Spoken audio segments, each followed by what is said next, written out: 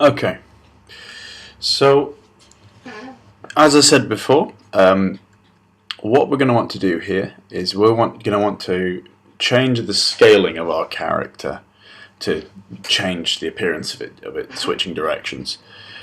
So at 100%, the character is facing right. Now, if we want it to go left, what we'll want to do is scale its width. And now, to give you an idea, if the scale was 0, it would be you wouldn't be able to see its image because it would be 100%. It would be completely flat. So for the opposite, to make it face the opposite way, almost Paper Mario-esque style, we'll set it to negative 100% on its width, and that will essentially flip the image when the left key is held down. So if we quickly test this now, we should be able to see our characters, a character moving backwards and forwards, well, moving left and right, and also having the character actually turn instantaneously. You might notice that on the end, after you've set the width and the height, there's a over period of time section. I've set that to 0, so it'll do it instantaneously. You can, if you want to kind of almost get like a Paper Mario-esque look to your rotation, you could set it to something like 0.01, and you'll kind of get like a slow transition. But yeah, so you can see there it's looking pretty good. But one thing you can notice in particular when you're looking at a close view, the feet aren't doing anything. So we need to get the animation working. So I'm going to go to Draw, and I'm going to switch the animation. And we've already chosen some names for our animation, so idle, jump, and moving. So for when the right is down, I'm going to say moving. When the right is released, I'm going to say idle. And then I'm going to copy that to released and that to down. So now you should be able to move left and right and actually have the animations change. So what I'm also going to do now is I'm going to sort out jumping. Now jumping, you might think that you could just do it in here and you could go, well, let's set it to Y speed because obviously that's up and down, and set that to -20, for upwards, because gravity's a kind of a positive force downwards in Stencyl, and to kind of push against that, you're going to use a negative force to counteract gravity. But as a matter of fact, it's actually not this isn't the way that you do it, because if you don't have some kind of restriction on it, as you'll see when I quickly test it, I'll just change the animation to jump. But when you test this piece of code, what will happen is your character will keep jumping indefinitely. So as in the real world, you need some kind of restriction to stop you being able to, your character to fly. And the way you're going to do that is only if your character is on the ground and the bottom of that character is touching the ground are you able to jump.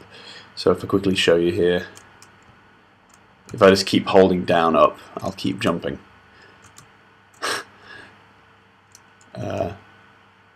But you can at least see that the animations are working correctly. So yeah, what I will do now is I'm going to show you how to set up jumping correctly. So I can at least grab this little piece of code here because we can reuse that. But what we need to do is we need to create an event. And that event is going to be a collision-based event, and it's going to be with a member of group. So the difference between an actor group or an actor type is just one type of actor, but an actor group is kind of like a whole kind of element of the game. So that could be the tiles, it could be the actors, it could be the player, and you can even assign your own custom groups. So it can cover whole swathes of objects in the game. So for this I'm going to use tiles, and then all I'm going to need to do is copy and paste over the piece of code for what I'd used in the other one. Now the only thing that's missing from this is, at the moment, I'll be able to jump on any surface I want. So it could be the walls and it could be the roof.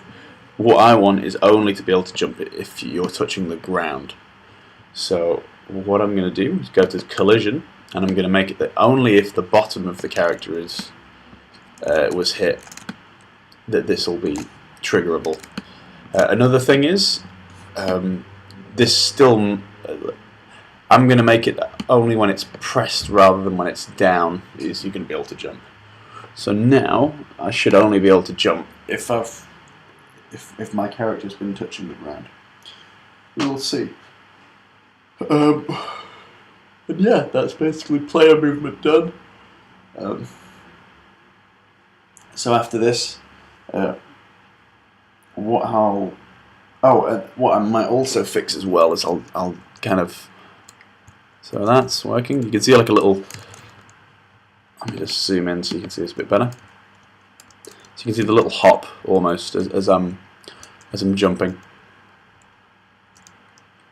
Now there's only one more thing that kind of needs to be fixed, which is, as you can see by him jumping on his head, the fact that the character can rotate freely.